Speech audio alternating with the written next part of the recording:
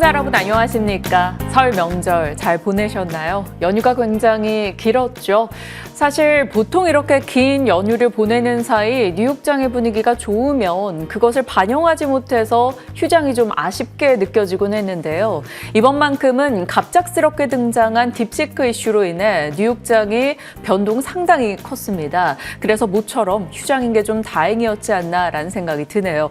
자, 휴장인 사이에 들려왔던 뉴욕장의 소식들 너무나 많았죠. 딥시크 이슈, FMC 이슈, 그리고 각 기업들의 실적까지 쏟아졌습니다. 그것을 소화하는 당분간의 증시 흐름이 될 텐데요. 미리 한번 연휴 속 소식들을 점검하면서 전략까지 챙겨보겠습니다. 그리고 오늘은 시청자분들의 상담 시간도 마련되어 있습니다. 02786-1022-1023번으로 전화 주시면 되고요. 조금 전화 주시기 쑥스럽다 하시는 분들은 문자 이용해 주시길 바랍니다. 013-3366-8200번 기다리고 있고요.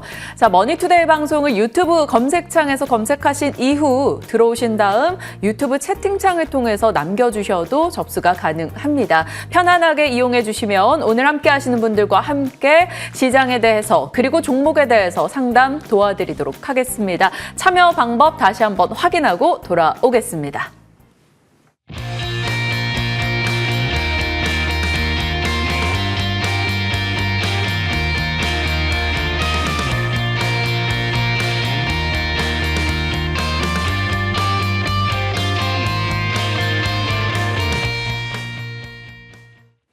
네, 특집 투자 정석 일부 함께 하실 두 분 곧장 인사 나누겠습니다. 강남 큰손 정홍주 공명 정지우 어드바이저 두 분 오셨습니다. 어서 오세요. 네, 안녕하십니까. 안녕하십니까. 두 분과 함께 저희가 이 긴 연휴의 마무리를 제대로 하고 또 내일부터 열리는 시장을 준비해야 될 텐데요. 먼저 우리가 쉬고 있는 사이에 시장에 대한 평가를 어떻게 하셨는지, 그리고 그 가운데서 당분간의 유망 섹터는 무엇이 될 것인가, 그 힌트부터 듣겠습니다. 자, 강남 큰손 정홍주 위원님께 먼저 여쭤보겠습니다. 어찌 보셨어요, 시장? 예, 쉬는 날에 이제 어떤 돌발적인 악재가 생기다 보니까 예, 한번 저도 주의 깊게 봤는데 한번 설명드리도록 하겠습니다. 네. 일단은 미국에서의 어떤 돌발적인 악재들 하지만 재차 다시 또 엔비디아 주가가 올라가는 모습이 나오면서 크게 걱정하는 모습 아니고 오히려 중국의 AI 업체에 대한 급성장이 그게 미국의 AI 투자를 더욱더 가속화시킬 수 있지 않을까라는 그런 관점에서 봤을 때 오히려 AI 관련주의 주가 움직임이 하루 만에 또 반등이 나오기 시작하면서 크게 걱정을 흐름은 아닌 것 같아요. 하지만 이때 그동안 주가가 신고가를 미국 증시가 1년 내내 그 대선 기간 내에 올라갔기 때문에 많이 과열된 상태예요. 그래서 고평가 속에 있으니까 툭 건들면 이제 팍 떨어지는 형태가 나오는 거죠. 그래서 굉장히 아슬아슬한 위치에 있기 때문에 돌발적인 조그만 악재라도 굉장히 민감하게 반응할 수가 있는 것만큼 우리가 좀 항상 경계를 하면서 이 시장을 바라봐셔야 될 것 같고, 항상 언제든지 간에 조정은 나타날 수 있겠지만 이번 상반기에 국내 증시도 우리나라 이제 재정을 상반기에 많이 투입을 하거든요. 1년치의 재정에서 상반기에 좀 집중 투자하고 있고, 또 미국에서도 트럼프 임기 초반이다 보니까 크게 걱정할 흐름은 아니지 않을까로 보고 있습니다. 중공업 섹터도 말씀을 드리도록 할게요. 네. 중공업 섹터 같은 경우에는 아무래도 이제 미국에서 그동안에 AI주도 많이 올라가고, 로봇, 양자모, 조선, 원전, 이런 것들이 많이 강세가 나왔습니다. 근데 그런 분야들을 지금 시점에 주목한다. 그러니까 올라간 거를 주목하는 게 아니죠. 우리는 주목하는 것은 못 갔던 순환매 대비 저점에 있는 걸 찾아야 돼요. 왜냐면 신고가가 1년 동안 갔어요. 미국 증시가. 분명히 조정은 나오게 돼 있어요. 그러니까 거기서 미국에서의 어떤 AI 악재가 터지니까 바로 시장에서 반응을 급격한 엔비디아 17%까지 폭락할 정도면 굉장히 큰 반응이죠. 그러니까 살짝만 건드려도 악재가 터지면 크게 떨어지는 이유가 신고가를 갔기 때문에. 그럼 올라갔던 종목보다는 올라가지 않았던 순환매 차원의 바닥에서 움직일 게 무엇이냐. 지금 신재생에너지라고 한다면은 트럼프가 추구하는 것은 화석연료 중심의 사업을 추구하다 보니까 당연히 신재생에 대해서는 관심도가 없는 것처럼 생각을 하시겠지만, 그 중에서도 태양광 산업은 트럼프가 지지를 했고요. 또 태양광 산업은 이미 에너지 분야에서도 화석 연료보다도 어느 정도의 경쟁력을 갖춘 에너지이기 때문에 금액적으로 본다면 경쟁을 충분히 할 수 있는 에너지만큼 앞으로 태양광 산업에 대한 관심도가 높아질 수 있다고 보고 있는데 이번에 스타게이트, 미국에서 스타게이트 AI 데이터 센터에 대한 전력을 그 공급하는 부분을 일부 태양광을 사용할 가능성도 있다. 이런 얘기 나왔어요. 그래서 당연히 원전이 중요하겠죠. 원전은 미국에서 이미 갖고 있는 에너지의 뭐 원전의 2배 이상, 3배까지도 된다고 했기 때문에 첫 번째 원전은 가장 중요하지만 태양광도 이런 이슈가 나왔다는 거죠. 그렇다고 태양광이 계속 올라간다는 건 아니겠지만 지금 지수에 대한 탄력 둔화 국면에서 못 갔던 바닥권에 있는 거 찾는다면 태양광 에너지 쪽에 대한 관심도를 찾았는데 제가 그 종목을 찾아냈거든요. 제가 이제 시그니처 종목이라 해가지고 말씀드렸던 종목들이 대부분이 다 올라갔던 종목들이 특히 특집 시간에 말씀드렸던 종목들이 거의 다 올라갔기 때문에 오늘 끝까지 시청하시게 되면 태양광 관련주의 시그니처 종목 오늘 공개를 하도록 하겠습니다. 네, 유망할 섹터로 태양광 언급을 주셨습니다. 잠시 후에 끝자락에 저희가 그 종목까지 탑픽으로 전달을 드리도록 하겠습니다. 조금은 까마득하게 느껴지는 지난 국내 증시 마지막 거래일에도 스타게이트에서 청정에너지 사용할 것이다 라는 측면에서 태양광이 좀 부각되기도 했었는데 결과론적으로 지금 태양광은 빨리 끌어다 쓸 수 있는 에너지원이라는 점 그리고 소외되어 있는 섹터에 들어가 있다라는 점에서 메리트를 가져가 볼 수 있다 이렇게 얘기해 주셨습니다. 연휴 사이에 시장 전략과 태양광 섹터에 대한 흐름 살펴주셨고요. 자 그렇다면 정재우 위원님은 어떤 쪽을 유망하게 보고 계시는지 그리고 딥시크 이슈를 국내가 어떻게 소화할 걸로 보시는지 궁금해요. 사실 이게 딥시크로 인해서 AI 경쟁이 심화된다면 결국에는 반도체 많이 써서 반도체 등에 이제 호재일 거고 일단은 이만큼 투자를 과거 대비 안 하게 될 거다 이렇게 보면 또 악재일 거란 말이죠. 호재와 악재 어느 쪽으로 보세요? 당연히 저는 중장기적으로 봤을 때 호재일 것 같아요. 호재. 일단 이제 제가 자세히 또 분석을 좀 해드려 보겠습니다. 일단 제가 주말에 명성황후라는 뮤지컬을 좀 봤거든요. 그래서 좀 느낀 게 좀 많습니다. 이제 그래서 어떤 부분을 느꼈냐면 이 시대의 흐름에 맞춰가지고 뒤처지면 그때부터 쉽지 않겠구나. 우리나라 같은 경우도 일본보다 이제 현대문물을 좀 뒤늦게 도입을 하다 보니까 또 안 좋은 일이 좀 어떻게 보면 겪었다라고 좀 생각을 해볼 수도 있을 것 같고요. 우리가 일본보다 먼저 그런 현대문물을 먼저 도입했을 때 그럼 어떻게 됐을까? 우리가 일본보다 좀 더 앞질러서 갔으면 오히려 좀 더 긍정적인 흐름이 이제 전개됐겠죠. 그리고 역시 우리나라 국가는 자기가 본인이 지켜야 된다. 남이 대신 지켜주는 게 아니거든요. 그렇기 때문에 역시 주식시장도 마찬가지인 것 같아요. 열심히 이제 스스로 열심히 하다 보면 성공 투자할 수 있지 않을까 이제 그런 생각들을 많이 했는데 그러면 AI 쪽이 지금 이제 앞으로 투자가 줄어들까요? 저는 예전에 인터넷 시대를 한번 생각을 해보면 그러니까 지금 막 초기 단계인 것 같아요. 이제 AI 인프라를 대규모로 이제 구축을 하는데 우리나라가 인터넷을 먼저 선제적으로 도입을 하고 이 인터넷 인프라를 쫙 깔면서 어떻게 됐죠? 우리나라가 전 세계 시장을 어떻게 보면 IT 시장을 좀 주도했다라고 좀 볼 수도 있거든요. 그런 측면에서 보면 이제 AI 인프라를 어떤 국가가 선제적으로 많은 인프라를 이제 선제적으로 도입하느냐에 따라서 아마 그 국가가 분명히 주도할 거라고 저는 생각을 하거든요. 그렇다라고 하면 지금 이런 딥시크 때문에 뭐 인프라를 투자를 줄이고 이런 거는 말도 안 될 것 같아요. 얼마만큼 이제 좀 더 가속화될 수 있지 않을까 저는 그렇게 생각을 하거든요. 어떻게 보면 딥시크 이 문제가 좀 더 이제 AI 산업이 좀 더 발전시킬 수 있는 지금 어떻게 보면 이제 시발점이 좀 될 수 있지 않을까 저는 그렇게 좀 보고 있습니다. 그래서 올해도 여러 가지 새로운 것들이 많이 이제 얘기들이 나와요. 항상 시장은 새로운 걸 원하거든요. 올해부터 이제 새롭게 젠스랑 CEO가 피지컬 AI 시대를 연다 이런 얘기들이 나왔죠. 현대차 쪽이랑 이제 전략적 파트너십도 체결했다 이런 얘기도 나왔고 이 반도체 쪽도 여러 가지 이슈들이 많아요.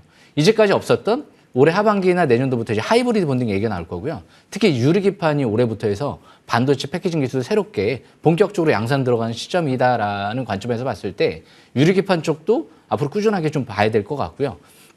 그리고 칩넷 같은 경우도 이런 반도체 패키징 기술, 그러니까 한마디로 이제 반도체 패키징 쪽의 기술 이런 부분들이 올해부터 이제 본격적으로 시작하는 시점이다라는 관점에서 봤을 때 패키징 관련주들을 잘 보셔야 될 것 같아요. 그리고 무엇보다 이제 다음 달 이후 이제 한 3월 달이죠. 이르면 3월 달에 스타링크가 이제 도입이 우리나라에 본격 서비스 시작이 될 수 있다 이런 얘기들이 나오기 때문에 역시 5G, 6G 관련주들이 지난주부터 이제 움직이기 시작을 했거든요. 그래서 그런 관점에서 보면 역시 이제 통신 관련주 우리가 기억나시죠? 2018년도에 트럼프 대통령이 화웨이를 규제하면서 이 통신 관련주들이 큰 랠리가 나왔습니다. 예. 트럼프 과연 가만히 있을까요? 이제 화웨이는 아무 얘기 없이 조용히 있을까요? 어느 순간 그러니까 우리나라의 삼성전자 같은 존재이기 때문에 미국이 화웨이를 규제하지 않고서는 말이 안 될 것 같아요. 앞으로 이제 화웨이 규제한다 얘기가 어느 순간에 또 나올지 모르거든요.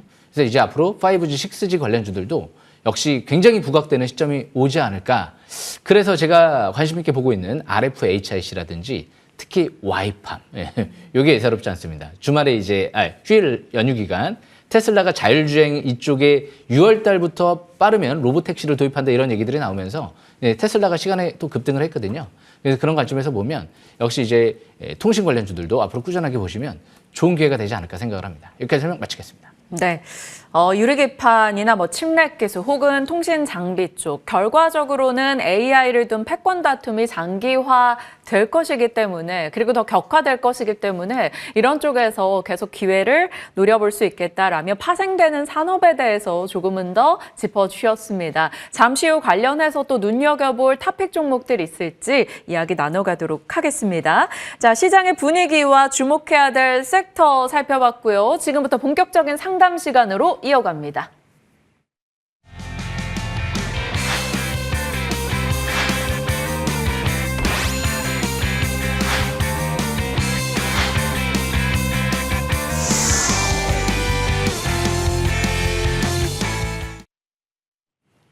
네, 상담 벌써 많은 분들이 연락 주고 계신데요.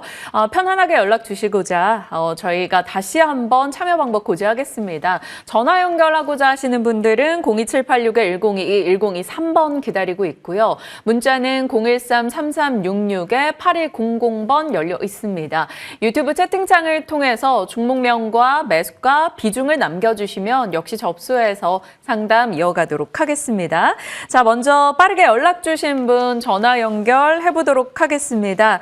첫 번째 시청자분 만나 뵐게요. 시청자님 안녕하십니까? 예, 반갑습니다. 네, 명절 잘 보내셨나요? 예, 네, 새해 복 많이 받으시고요. 자, 오늘 상담 주신 종목이 한국카본이라고 들었습니다. 매수가와 비중 알려주세요. 11,500원에 10%입니다. 11,500원에 10%. 지금 지난 마지막 거래일 종가가 14,000원대니까 수익 구간입니다. 그러면 한국카본 어떻게 저희가 비중 조절이나 전략을 해야 될지 곧장 여쭤볼 수 있을 것 같아요. 정홍주 위원님께 질문 넘겨보겠습니다. 통화해 주실까요? 예, 알겠습니다. 안녕하세요. 예, 반갑습니다. 예, 제가 한번 아는 데까지 설명을 드릴 텐데요. 제가 5분 안에 이 회사를 다 알 수는 없기 때문에 이제 어느 기준에 맞춰서 설명을 드릴 텐데요.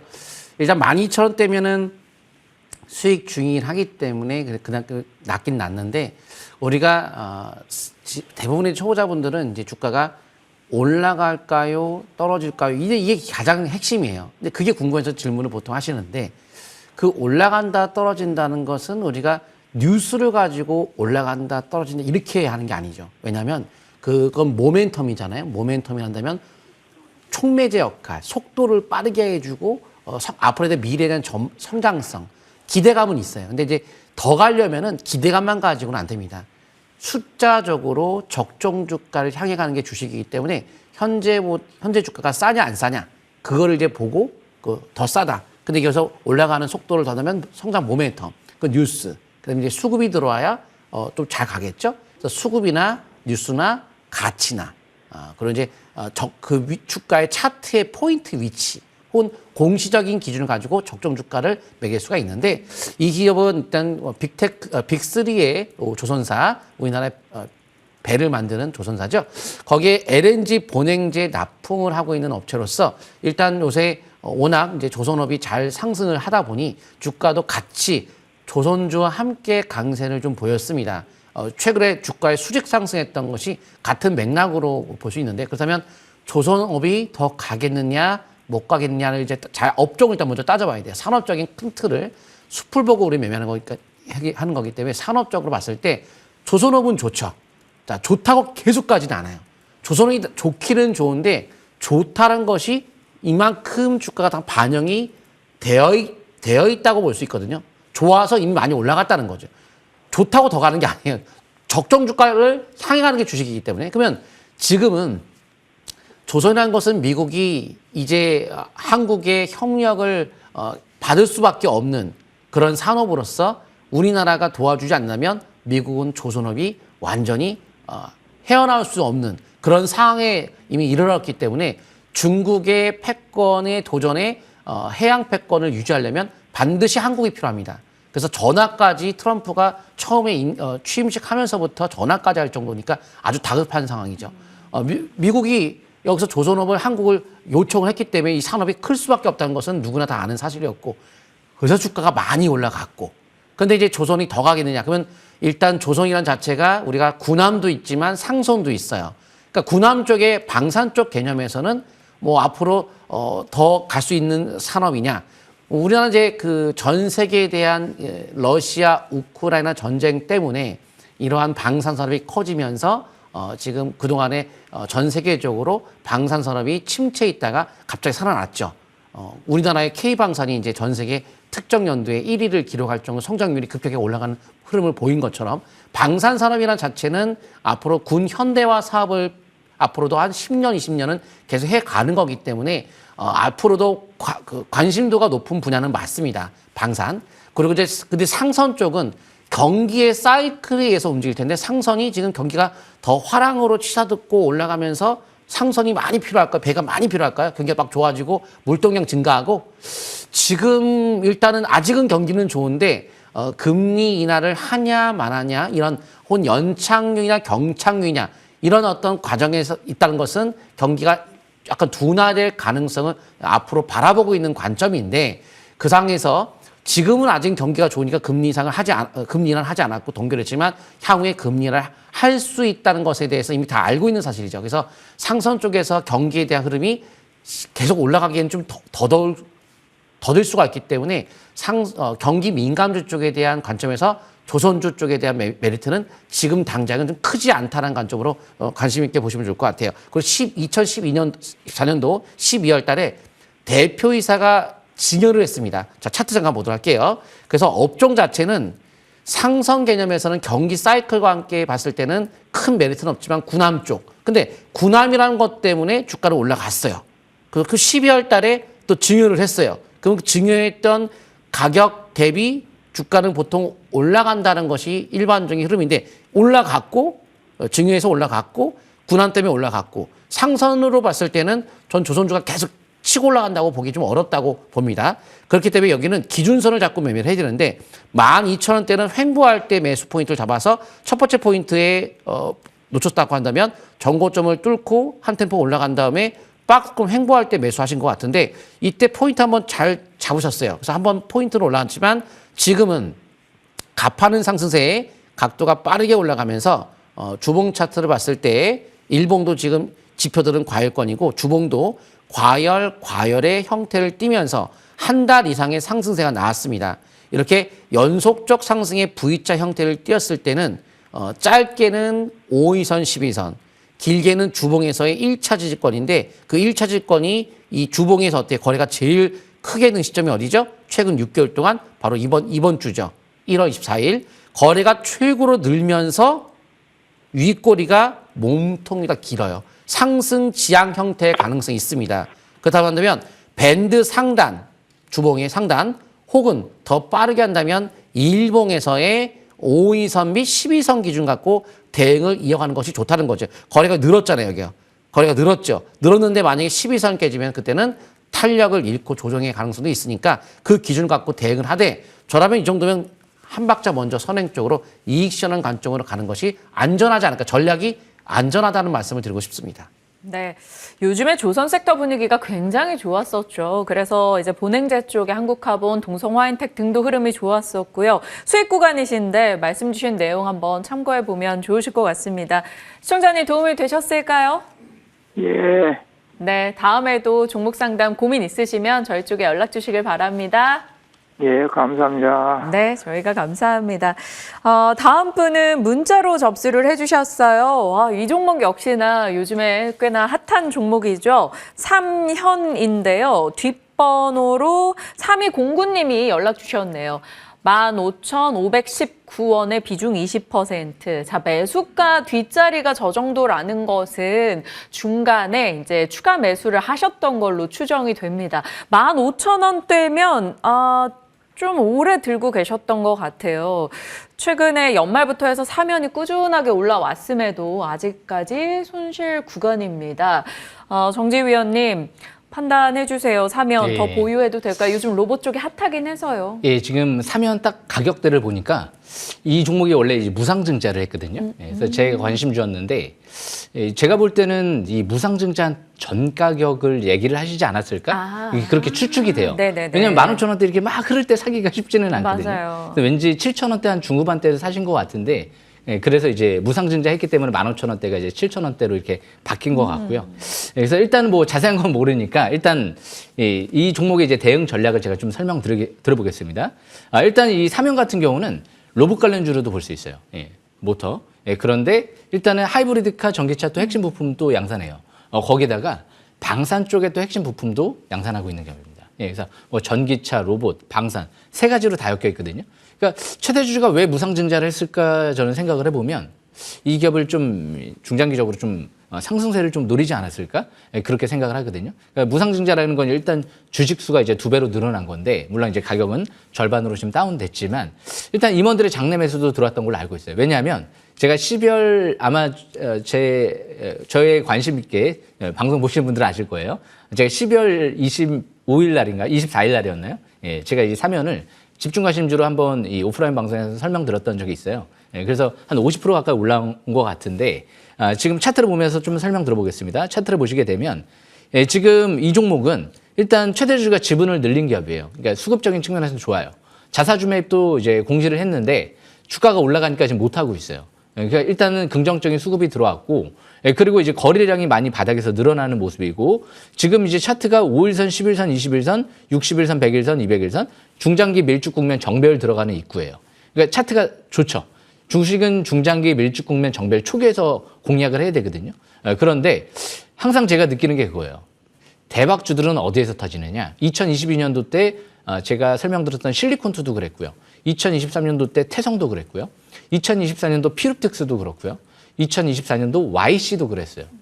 바닥에서 항상 사상 최대 거래량이 터져요. 사상 최대 거래량이 터졌는지 한번 볼까요? 월봉 차트를 보시게 되면 벌써 3개월 동안 연속적으로 대량 거래가 시현됩니다. 그런데 이번 달은 특히나 사상 최대 거래량이 터지죠. 그리고 나서 5개월의 평선 회복 안착. 이제 중장기는 이제 차트상 바닥 시현하고 있는 거예요. 그런데 최대주가 지분 늘린 기업이죠. 근데 현재 흐름하고 비슷하죠.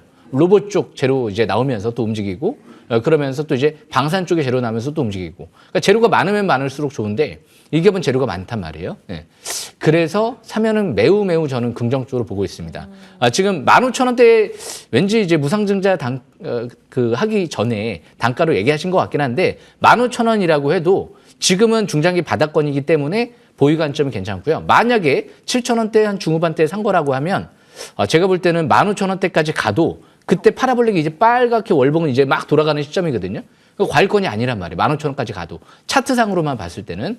그렇기 때문에 저는 예전의 고점이 한 2만 원대까지도 한번 노려볼 수 있지 않을까. 그렇게 예상이 됩니다. 그래서 지금은 보유 관점으로 가시는 게 좋을 것 같고요. 일단 지지권은 주식은 항상 단기는 5일선 이탈되지 않는 게 좋고요. 중기는 이전 저점 이탈되지 않는 게 좋겠죠. 그래서 9,600원대. 이 21선 부분이 중장기 지지권으로 보시면서 점진적 추가 반등을 노려보는 전략이 좋을 것 같습니다. 여기까지 설명 마치겠습니다. 네, 삼현 보유하고 계신 3290님께 힘이 되는 답변이었을 것 같아요. 일단은 2만 원권까지도 생각하고 계신다. 그리고 지금 이제 가격의 매수가가 이제 증자 전후일지 어떨지 모르겠으나 우선은 15,000원까지는 좀 무난하게 바라볼 수 있는 종목으로 얘기를 주셨습니다. 워낙 로봇은 최근 서브 섹터 혹은 테마로서도 꽤 강한 힘을 보여주고 있기 때문에 때문에 좋은 흐름 이어가길 바라보도록 하죠. 자, 계속해서 상담이 접수가 되고 있어요. 유튜브에서도 접수해 주신 종목 하나 보도록 하겠습니다. 현대제철 이제 한 분이 올려주셨는데 꿀벌님이 올려주신 것 같아요. 그래서 저희가 내용 한번 열어보도록 하겠습니다. 매수가가 22,150원. 와, 비중이 90%입니다. 수익 구간이셔서 다행이긴 한데 비중이 정말 크긴 크네요. 정홍주 의원님, 이분 어떻게 할까요? 끌고 갈까요? 아니면 비중에 대한 답변, 전략이 궁금한데요. 예, 한번 전략을 세워보겠습니다. 근데 이제 철강업이라는 자체를 굉장히 긍정적으로 이제 보셨는데요. 철강의 수요는 건설이라든가 자동차라든가 등등 인프라. 어떻게 보면 인프라 쪽에 대한 이번에 트럼프가 미국에서 인프라 대규모 확대를 한다. 새로운 대통령이 됨에 따라서 인프라 확대한다 했고, 또 이번에 이제 우크라이나에 대한 재건 사업에도 이런 어떤 인프라가 또 많이 또 투자가 되겠죠. 철강 어떻게 보면 이제 나쁘지는 않습니다. 나쁘지는 않은데 우리가 이제 경기 흐름으로 봤을 때는 지금 미국 증시가 지수가 더 가냐 안 가냐를 논했을 때 미국은 지금 1년 정도 올라왔어요. 계속 1년 동안 올라왔어요. 지금 1년 동안. 분명히 중간은 꺾일 거예요. 그래서 꺾이는 과정이 분명히 이제 곧 다가올 수도 있고 좀 더 갈 수도 있겠지만은 여기에서 지수가 더 간다고 할 수는 없고 갈 수도 있겠지만 간다라고 할 수는 없는 거니까. 그러면 경기 민감주의 철강주, 반도체도 지금 엔비디아 싹 한번 떨어졌었잖아요. 그게 바로 지수가 워낙 과열된 형태의 미국이 좀 올라왔기 때문에. 그래서 현재는 또 미국도 이제 경착용이냐 연착용이냐 이런 얘기가 나오고 있는 과정에 경기 둔화 가능성을 염두에 두고 있는 상황이다 보니 철강이라는 것을 금리 초저금리에서 경기가 막 올라갈 때 하는 거죠. 지금은 이제 경기가 좀 많이 과열돼 있고 고금리 상태가 한동안 유지가 된다고 하기 때문에 철강주를 하자라고 하기에는 그리 맞진 않죠. 오히려 이제 철강은 중국에서 저가 철강 그 물량들이 워낙 공세가 커서 국내의 철강 산업이 상당히 위축되어 있는 상태로 철강에 대한 관심도가 높은 상태는 아닙니다. 그래서 일단 차트 잠깐 좀 보도록 하겠습니다. 차트 보시게 되면은 일단 주가의 위치가 월봉을 봤을 때 장기적 흐름이 지속적으로 신저가를 기록하면서 자, 월봉 차트 이렇게 신저가 전혀 반응은 없어요. 그러니까 올라갈 기미도 없고 특징도 없고 아무것도 없고 수급적으로 외국인들이 사고 있느냐 그것도 아니고 외국인들이 많이 산 게 아니고 오히려 팔고 있죠. 수급이나 차트는 전혀 이제 관심이 없을 만한 흐름인데 다만 이제 가격적으로가 이제 퍼가 그래도 10일 정도니까 아주 높은 편은 아닙니다. 그렇다고 저퍼주라고 하기엔 좀 그렇고요. PBR은 굉장히 싸죠. 그래서 주가가 0.16의 저PBR이라 PBR 규율 저평가의 메리트는 있기 때문에 장기적으로 한번 도전해 본다. 한다면 12,400원을 지지권 삼아서 해보는 거는 할 수도 있겠지만은 일단 주식은 일단 저퍼주가 아닌 이상 미리 또 업황도 좋은 것도 아닌데 미리 아무 반응도 없는데 미리 사기에는 너무 부담이 있다는 거죠. 터닝한 다음에 사는 건 돼요. 쌍바닥을 형성한 다음에 사는 건 되겠지만 아직 아무런 변화가 없기 때문에 미리 산다는 것은 좀 위험하지 않을까 보고 있습니다. 네, 중후장대 섹터 중에 하나잖아요. 이제 워낙 또 중국의 저가 공세에 영향을 많이 받는 섹터인데 아직 완연한 바닥을 확인했다라는 시그널을 보기는 어려워서 지금 미리 그렇게까지 공격적인 투자를 할 필요가 있을까라는 의문을 건네주셨습니다. 비중에 대한 한번 생각을 좀 해보시면 좋으실 것 같아요. 현대제철에 대한 답변 받아봤습니다. 자, 그리고 전화로도 또 상담 접수가 되고 있어서 곧장 만나뵙겠습니다. 뒷번호 1534님이 연락 주셨네요. 시청자님 안녕하십니까? 네, 안녕하세요. 네, 새해 복 많이 받으시고요. 네, 감사합니다. 네, 한미반도체 107,500원 비중 50%로 연락을 주셨는데 시청자님 가장 고민되는 부분이 어떤 걸까요? 저기 미국 주식이 엔비디아로 해갖고 너무 많이 떨어져서 걱정이 됐어요. 네, 맞습니다. 딥시크 이슈로 인해서 엔비디아가 막 하룻밤 사이에 삼성전자 시가총액 2배 금액이 날아가기도 하고 급변동을 보였어요. 물론 그 다음날 또 반등했다가 다음날 또 떨어졌는데 저희가 이제 HBM으로 연동이 잘 되다 보니까요. 정지 위원님께 곧장 연결해 드리겠습니다. 한미반도체 지금 수익 구간이신데 예. 이분 어떻게 하셔야 될까요? 예, 안녕하십니까? 예. 네, 안녕하세요. 예, 목소리가 힘이 좀 없으신 것 같은데요. 힘 내셔도 될 것 같아요. 예. 일단 제가 자세히 좀 분석해드려 보겠습니다.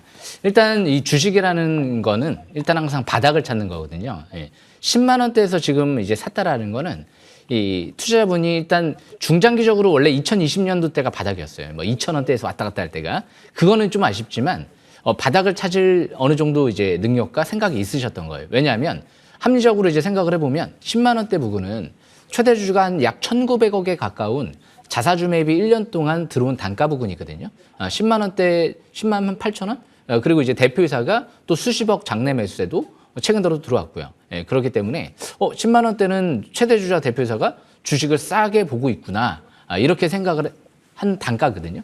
그렇기 때문에 일단은 최대 주주는 수급이 좋다. 그런데 이제 올해 이제 실적 전망이 어떠냐? 일단 올해 1조 2천억 정도 매출 전망이 지금 나오고 있거든요. 그만큼 이제 내년도에는 매출 2조 원 전망까지 나오고요. 그 이유가 이제까지는 에스카닉스 쪽에만 이제 공급을 했다라고 하면 이제는 마이크론 플러스 그리고 특히 왠지 TSMC일 것 같아요. 이제 이 시스템 반도체 시장까지도 진출한다. 2.5D 이제 빅다이용 이제 TC본도 쪽도 이제 진출한다는 얘기들이 나오고 있기 때문에 앞으로는 또 삼성전자까지도 공략할 수 있지 않을까 그렇게 예상이 되는데요. 물론 삼성전자는 아직 정해진 건 없어요. 하지만 올해부터 해서 삼성전자가 지금 시스템 반도체 쪽도 그렇고 메모리도 그렇고 아직 성과가 안 나오다 보니까 이 반도체 패키징 공급망을 원점에서 재검토하겠다 뭐 이런 얘기들이 나오고 있어요. 그렇다라고 하면 역시 패키징을 재검토한다. 근데 장비 시장부터 우선적으로 검토하겠다. 아니 패키징 장비 쪽에 한미 반도체 빼고 도대체 더 중요한 게 뭐가 있을까요? 거의 사실상 TC본도 장비가 굉장히 중요하다고 보시면 되거든요. 그래서 삼성전자까지 염두에 둔 얘기들이 아닐까 이런 추측은 좀 되고 있거든요. 그래서 지금 최대 주주의 자신감이 넘쳐나요. 이 기업은 항상 보면 자사주 매입을 할 때 대부분 기업들이 9시부터 해서 한 오후 3시까지 천천히 이제 분할 매수하는 경우가 있습니다. 그런데 이 기업에 최근 들어 한 1개월 동안 400억 정도 자사주 매입이 들어온 부분을 보면 아침 9시부터 10시 땡 하면 그냥 1시간 안에 자사주 매입을 10억 정도를 그냥 한꺼번에 다 해버려요. 그러니까 굉장히 자신감이 있다는 거예요. 오후 시간대는 쳐다보지도 않겠다. 떨어지든 말든 우리는 제 갈 길 가겠다. 예전에도 대표자 항상 그래요. 뭐 시간에 다니까 하중가 들어가면 그 다음날 그냥 장내 매수로 수십억 그냥 장내 매수 아침에 해버리고 오후에 또 장내 매수 또 하고 그러니까 엄청난 자신감이 있거든요. 그러니까 제가 볼 때는 이 하이브리드 본딩 쪽이 앞으로 이 HBM 시장 쪽이나 메모리나 시스템 반도체 쪽에 게임 체인저가 될 수 있는 이제 이 장비다 보니까 앞으로 그쪽 생각을 해보면 또 큰 기대감을 가져볼 수 있을 것 같거든요. 차트를 보면서 설명 들어보겠습니다. 차트를 보시게 되면 지금 이전 저점이 69,000원이에요. 그러니까 이 라인대가 중장기는 지지권이고 이 단기적인 관점에선 지금 이전 저점 부근 이 라인대 한 10만 3천 원대에서 딱 지지받고 올라갔죠. 그러니까 10만 3천 원대 일단은 지지권 참고한 상태에서 지금 이제 200일선 이제 막 돌파하는 시점이잖아요. 아마 내일 예상컨대 전략 후강이 전개되지 않을까 예상이 되거든요. 지금 나스닥 선물도 한 0.7% 급등하고 있거든요. 그래서 아마 이제 선반영이 돼 있어요. 딥시크가 해외 쪽은. 그러다 보니까 내일 강세일봉이 나오면 재차 예전에 고점이 한 19만 원대까지도 있었거든요. 아마 올해 하반기 내년도까지는 19만 원대 이상까지도 염두를 하면서 점진적 추가 반등을 노려보는 전략이 좋지 않을까 생각을 합니다. 뭐 걱정할 필요는 없을 것 같습니다. 제가 굉장히 선호하는 주식이기 때문에 앞으로 꾸준하게 잘 보시면 될 것 같습니다. 1533님 비중이 50%여서 안 그래도 이제 연휴 사이에 엔비디아 때문에 걱정을 하셨던 것 같은데 좀 마음 편히 들고 가보셔라 이런 답변이시네요. 도움이 되셨을까요? 시장장님? 네. 네. 감사합니다. 네, 알겠습니다. 명절 남은 시간 잘 보내시고요. 네. 네, 감사합니다. 이렇게 전화 연결 주신 분들도 많으시고요. 문자 혹은 이제 유튜브 통해서 상담 올려주신 분들도 굉장히 많아서 저희 빠르게 또 상담 이어가겠습니다. 유튜브에서 아이디 온세미로님이 한화 시스템으로 올려주셨어요. 비중이 60% 이분도 큽니다. 16,600원. 그런데 수익 구간이시네요. 지난 금요일 종가 26,200원입니다. 자, 그러면 꽤 많은 수익을 낸 이분께 어떤 답변을 주실지 궁금해집니다. 정홍주 위원님, 이익 실현을 해야 될까요? 아니면 더 끌고 갈까요? 네, 제가 보도록 하겠습니다. 네. 아마 이 위치다 보니까 아마 지금 고민을 많이 하실 것 같아요. 저라도 팔까 말까. 근데 이제 팔까 말까라는 거 하려면은 제가 봤을 땐 지금은 이 기업은 기본적으로 우리가 알아야 될 것이 방산 관련 개념이 되겠죠. 최근에 이집트의 사격 지휘 체계에 대한 첫 수출도 했고 전투 관련해서 국내 이제 소프트웨어 기업으로서 전투 지휘 체계 관련해서 소프트웨어 기업의 국내 대표 1인자라 볼 수 있는데 그동안에 러시아 우크라이나 전쟁과 함께 방산주가 계속 신고가를 갔었기 때문에 단기적으로 본다면 이제 우크라이나 이제 러시아의 전쟁이 종전 선언이 이뤄지게 됩니다. 트럼프가 당선되면 종전을 하겠다라고 했기 때문에 종전이 이제 이뤄질 경우 얼마 안 있으면 종전 가능성이 높다고 보통 다들 알고 있잖아요. 방산주가 전체로 다 빠지겠죠. 그러면 그동안에 신고가로 올라갔던 종목들은 방산주는 다 떨어지고 방산주라고 불리는 분야는 다 한 번씩은 빠질 가능성을 미리 준비하셔야 돼요. 곧 조정이 나타날 수 있다. 근데 만약에 종전의 선언이 잘 이루어지지 않고 합의가 이루어지지 않는다. 전쟁이 더 이어진다. 그럼 더 올라갈 수도 있겠지만 근데 방산주란 자체는 다 신고가가 터지면서 이미 고평가의 관점에서 볼 수 있는 가격대가 다 이미 올라왔기 때문에 더 간다고 이렇게 단정을 짓기보다는 하려면 매매 기준을 삼아서 매매를 하셔야 되는데 한번 제가 차트 통해 좀 보도록 하겠습니다. 보시면 이제까지 주가가 신고가를 이제 한번 가다가 최고 대량 거래가 11월 달에 작년에 터지고 그리고 그동안 워낙 과한 상승을 했기 때문에 급격한 하락이 나왔죠. 되반등. 자, 지금 이제 신고가에서의 꺾이고 나서의 되반등. 그리고 지금은 거래가 여기 작년 11월 달을 넘는 거래량이 실리면서 강하게 연속적으로 가기 위해서는 이걸 넘어가는 거래가 터져야 되는데 작년도 11월보다 넘지는 못한 상태에서의 일시적인 낙폭과대 반등형이에요. 치고 나르면 거래가 붙어야 되고 또한 수급적으로 외국인들 중심의 매도가 최근 한 달 동안에 누적으로 쌓이는 상태. 그러면 수급이 맞지 않은 상태에서 낙폭과대 반등이지 치고 나간다고 단정 짓기도 어렵고 지금은 이제 종전이 될 가능성이 높다는 관점에서 봤을 때 방산주를 끝까지 끌고 나가기보다는 곧 조만간 이익 실현을 준비하는 것이 좋지 않을까. 또한 가격적으로 봤을 때 그동안에 연간으로 봤을 때 뭐 22년도, 3년도, 4년도, 22년도, 1년도 이게 퍼거든요. 퍼. 그 당시에 퍼를 봤을 때 지급이 가장 높은 퍼예요. 가장 높은 PBR이고 그러니까 가격적으로 이미 높은 가격까지 왔기 때문에 기준선을 잡고 대응을 해야 되는데 주봉 차트에서의 5주선 중기 스윙은 그리고 단기는 일봉에서의 보통 생명선엔 22선 그 기준선을 삼고 대응을 하는 거는 아직은 가능한데 더 간다 안 간다 이렇게 판단하기 좀 어려워요. 다만 고점에서의 상투를 시연하지 않았기 때문에 22선에 대한 요 노란색 선 있죠. 지지만 보인다면 상승 흐름을 좀 더 타다가 종전 선언이 되기 전까지는 좀 더 갈 수는 있겠지만 종전 선언 시에는 주가 그때부터는 좀 가파르게 또 떨어질 수 있다는 것을 감안하시면서 저라면 더 수익을 전 욕심을 안 부립니다. 저는 이제 이 정도면 적당히 먹고 나오고 끝까지 하고 싶다면 단기적 22선의 기준을 두고 대응하는 것이 안전할 것 같습니다. 네, 21선을 염두에 두면서 보겠습니다. 일단 수익을 챙겨가는 전략 위주로 답변을 주셨기 때문에 참고해 보시길 바랍니다. 자, 온세미로님의 종목 상담이었고요. 다음은 유튜브로 우사랑님이 가장 먼저 종목 상담을 올려주셨었죠. 포스코 DX입니다. 31,000원의 매수가, 비중은 10%. 어찌 보면 비중이 크지 않을 수는 있으나 사실 금액적으로 봤을 때는 손실폭이 상당합니다. 재작년이었죠. 2023년도는 포스코그룹주 정말 압도적인 흐름을 보였는데 작년에 그걸 다 토해냈던 참 뼈아픈 흐름이었는데요. 정지 위원님, 포스코 DX 보유자분들 사실 한두 분 아니실 거예요. 이분 포함해서 많은 분들이 계실 텐데 어떤 답변 주십니까? 그래도 다행스러운 것 같아요. 왜냐하면 그래도 대기업 계열사 좀 우량한 기업이고 그리고 다행스러운 건 그나마 비중이 높진 않아요. 이게 비중이 높고 뭐 진짜 이상한 잡주였으면 좀 기다리기가 좀 쉽지 않을 텐데 더군다나 또 이제 이 포스코 DX는 2차 전지 쪽은 아니잖아요. 원래 2차 전지로 이제 테마로 움직였지만 기본적으로 스마트 팩토리 로봇 쪽이거든요.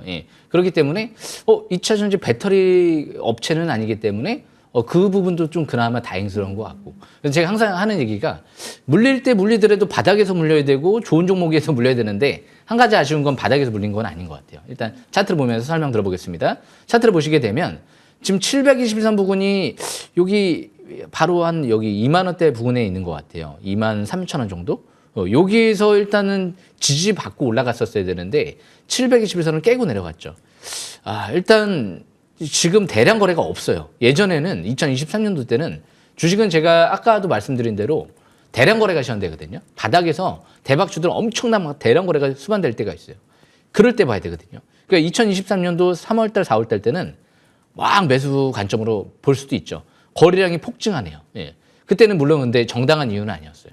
이게 막 로봇 스마트 팩토리 때문에 움직인 게 아니고 막 배터리 이제 계열사 관련 테마로 인해서 움직였기 때문에 거기서 이제 쭉 대박이 터지고 나서 쭉 내려오다가 지금 반등성을 노리신 것 같아요. 8만 원대에서 거의 7만 원대에서 한 3만 원대 많이 떨어졌는데 원래 주식은 대박 터진 종목이 많이 떨어졌는데 하는 게 아니고 밀집 국면 정벨 초기에서 막 사상 최대 거래량 터질 때 그럴 때 집중적으로 봐야 되거든요. 그래서 그게 또 아쉬워요. 예.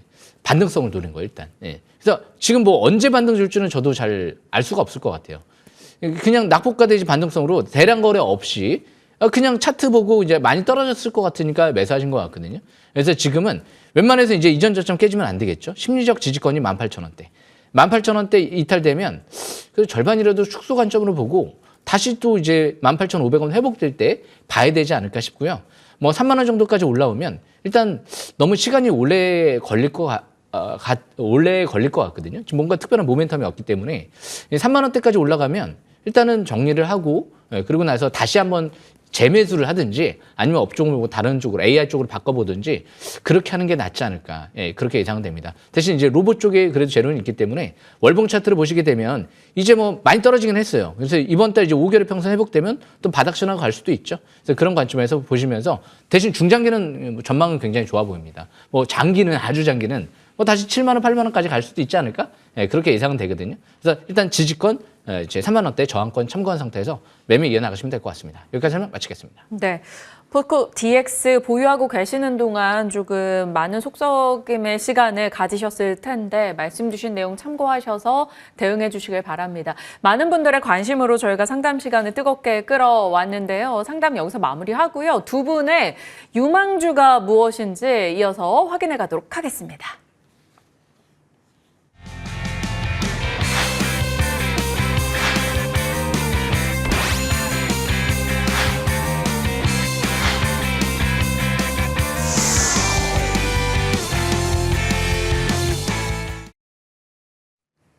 네, 두 분이 보고 계시는 유망 섹터는 앞서 저희가 살폈었죠. 태양광 쪽, 그리고 5G 통신이라던가 혹은 그 외에 이제 AI 밸류체인 내에서 유리기판 등등의 아이디어를 받아봤었습니다. 그러면 탑픽 종목을 뭘로 주실지 곧장 종목 얘기 나눠볼게요. 정홍주 위원님, 태양광 골라주셨는데 탑픽은 사실 여기에 속하는 종목들이 그리 많지 않아서 그렇죠. 뭔가 압축되긴 합니다. 어떤 거 제일 그렇죠. 좋게 보세요? 대표적으로 OCI죠. 네. OCI 보도록 하겠습니다. OCI요? 제가 명품 투자법 이번에 업그레이드 버전하고 나서 적중률이 뭐 어마어마합니다. 저는 자신 있게 또 말씀드릴 수 있는 것이 저는 딱 정확하게 사이다 발언으로 말씀을 시원하게 말씀할 수 있는 이유가 기준에 명확한 기준에만 부합되면 적중률은 높을 수밖에 없는 거예요. 예를 들어서 우리가 왜 태양광을 했느냐? 태양광 지금 뭐 트럼프 대통령은 태양광보다는 이런 화석연료 중심의 석유 쪽, 화학 쪽 이쪽이 아닐까? 그렇죠. 그렇긴 하죠.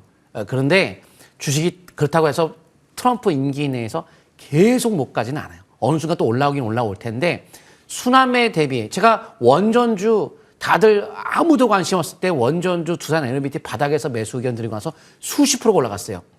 뭐 국정 공백 우려 때문에 이번 계엄령 사건 때문에 떨어졌을 때 아니다 다시 갈 수 있다 매수 포인트 12월 달 드리고 두산 에너빌리티 원전주 수십 프로 이번에 폭등했습니다. 못 갔을 때 관심 가지려 할 때는 뭐 아무 움직이지도 않는데 라고 생각했지만 그 이유가 있습니다. 우리가 이제 일단은 OCI는 원래 OCI 홀딩스가 그 태양광 사업을 하고 있긴 한데 종속회사다 보니까 지분법에 대한 연관성과 함께 같이 움직이는 성향이 최근에 반응을 했습니다. 태양광 강세 한번 뜬 적이 있었는데 그때 같이 OCI가 뜨면서 홀딩스와 OCI 같이 떴고요. 하지만 이 기업은 반도체, 2차전지 폐배터리 사업을 하고 있는 기업으로 앞으로 반도체에 대한 소재 수요가 증가한다는 것은 이번에 AI 딥시크에 대한 어떤 우려감도 있겠지만 더욱더 AI 투자가 활성화됨에 따라서 반도체에 대한 투자가 더욱더 활성화되고 그 소재에 대한 수요도 늘 가능성이 많다는 점. AI는 포기 안 합니다. 미국은 패권을 유지하기 위해서 AI를 반드시 선점을 해야 되기 때문에 반도체 소재가 더욱더 활성화됨에 따라 수혜의 가능성을 볼 수 있겠고요. 2000년대 폐배터리 사업도 새로운 일반 배터리, 처음에 배터리, 2000년 배터리 크게 한 몇십 배까지 올라갔던 거 많았죠. 맥코프로 같은 경우에도 폐배터리 사업도 의무적으로 배터리 버리지 않고 새로운 배터리로 폐배터리를 재활용하는 것을 이제 법적으로 의무한다는 관점에서 앞으로 폐배터리 사업에도 긍정적으로 볼 수가 있겠고요. 임원들이 장내 매수를 했습니다. 그 가격 대비 저평가라고 볼 수 있는 가격 메리트가 있고요. 3자 배정 가격이 10만 원입니다. 그 가격보다 싸다라고 볼 수가 있겠죠. 그래서 이 OCI와 홀딩스 통합 수주장부가 수조 원이에요. 분할하기 전에 그 가격으로 봐도 굉장히 저평가고요. 한번 차트 통해 좀 보도록 하겠습니다. 제가 시간이 좀 짧아서 바로 할게요. 차트 보시게 되면 거래가 실렸죠. 이 저가에 대한 손저가를 잡고 하는데 일단 54,700원 이건 짧게 봤을 때 여기고요. 54,700원 손저가 잡고 목표가 10만 원 정도 보면서 현재 시점에서 분할 매수 관점 접근한다면 월봉상 그동안에 신저가를 내려가면서 그동안에 못 갔던 흐름 속에 있었던 만큼 순환매 차원에서 바닥을 형성한 걸로 보면서 5개선 회복과 함께 시작으로 보고 있습니다. 네, 10만 원의 목표가로 기억하기 쉽게 말씀해 주셨어요. OCI 홀딩스와 함께 태양광 그리고 반도체나 화학, 2차 전지 등의 소재단의 사업 역할을 좀 주목해보자라는 점에서 투자 포인트 잡아주셨네요. 말씀 주신 차트 상황과 가격 라인 기억해 보겠습니다. 자, 정지위원님의 종목은 앞서 힌트를 이미 주셨었네요. 테슬라 얘기하시면서 와이팜 주목하고 있다 얘기하셨는데 역시 와이팜이네요. 예, 시간에 다니까 테슬라가 이제 급등한 이유가 이 완전 자율주행 기대감 때문에 그렇거든요. 이제 로보택시를 6월 달에 이제 본격적으로 출시를 한다. 이런 얘기들이 나왔어요. 그런데 이 와이팜이 지난주 북미 최대 전기 접재 테슬라죠. 예, T사 쪽에 차세대 모델의 완전 자율주행의 핵심 부품을 독점적이에요. 그러니까 퀄컴도 제쳐버렸습니다. 브로드컴, 퀄컴이 하지 못한 일을 이 와이팜이 한 거예요. 독점적으로 이제 공급을 확정지었기 때문에 기술력을 따라올 자가 없다 이런 얘기까지 지금 나오고 있죠. 그런데 대표이사가 임원들이 수억 원 장내 매수가 이미 들어왔어요. 예. 그리고 자사주 매입도 7,200원대에서 142억 원이 들어왔던 기업이에요. 그런데 최근 들어 기관 투자가들도 리픽싱 조항 없이 2,800원대에서 3자 배정 유상증자를 통해서 160억 가까이가 1년 동안 보유해서 걸어놓고 지금 투자가 들어온 거죠. 예. 그런데 앞으로 지금 갤럭시 S25 쪽에 이제 또 이 5G 전력 증폭 모듈의 핵심 부품을 갤럭시에도 공급하는 기업으로 수혜주 관점에 바라볼 수 있는데 이미 2년 전부터 이 보르드컴, 그러니까 사실상 애플을 겨냥한 신제품도 지금 개발을 벌써 2년 동안 진행하고 있거든요. 올해가 마무리 단계인 것 같아요. 애플 쪽도 공략할 수 있지 않을까 저는 그런 기대감도 갖고 있거든요. 삼성 뚫었고 테슬라는 독점적으로 뚫었는데 그러니까 지금 이제 스타링크가 이제 3월 달에 오죠. 예, 그렇기 때문에 또 우주항공 분야 쪽까지도 모멘텀이 또 있기 때문에 뭐 재료가 너무 많죠. 스마트폰, 전기차, 우주항공. 지금 차트를 보면서 설명 들어보겠습니다. 일단 매수가 같은 경우는요. 7,000원, 3,900원대에서 4,000원 정도. 손절 라인은 3,400원. 목표가는 7,200원대가 자사주 매입 단가니까 한 8,000원대까지도 한번 노려볼 수 있지 않을까 생각을 합니다. 5G 핵심주로 보시면 될 것 같습니다. 여기까지 설명 마치겠습니다. OCI에 이어서 이제 공명 정지위원님은 와이팜 얘기 주셨습니다. 자, 무료 공개 방송 각각 두 분께 30초씩 드릴 수 있을 것 같아요. 정홍주 위원님 어떤 얘기 해주십니까? 예, 여기서 다 설명을 드릴 수 없었기 때문에 공개 방송 오시게 되면 좀 더 자세하게 제가 1분, 2분 만에 종목을 다 분석할 수는 없잖아요. 오시면 자세하게 분석해서 설명드리도록 하겠습니다. 네. 지금 못다한 얘기 마저 하시겠다라는 것이고요. 정지위원님께서는요? 예, 지금 로보티즈 같은 경우가 제가 작년 12월 달에 설명드리고 거의 약 100% 가까이 올라왔거든요. 그런 기업을 바닥에서 또 발굴을 해야 돼요. 뭐 중요한 건 항상 바닥을 찾는 거거든요. 바로 링크 타고 지금 온라인 방송 들어오시면 될 것 같습니다. 네. 두 분이 남들이 관심을 안 둘 때 섹터를 잘 잡으셔서 대박 수익을 안겨주시는 걸로 유명하신데요. 이번에도 무료 공개 방송에서 그렇게 또 좋은 종목들 많이 나눠주실 것 같습니다. 참가해 보시길 바라고요. 저희 이어서 특집 시간 이어지니까요. 투자의 정석 2부에서 다시 뵙도록 하겠습니다. 두 분은 여기서 보내드리겠습니다. 오늘 고맙습니다. 네, 감사합니다. 예. 네, 특집 투자 정석 2부 잠시 후에 제가 다시 인사드리겠습니다. 시청해주신 여러분 고맙습니다.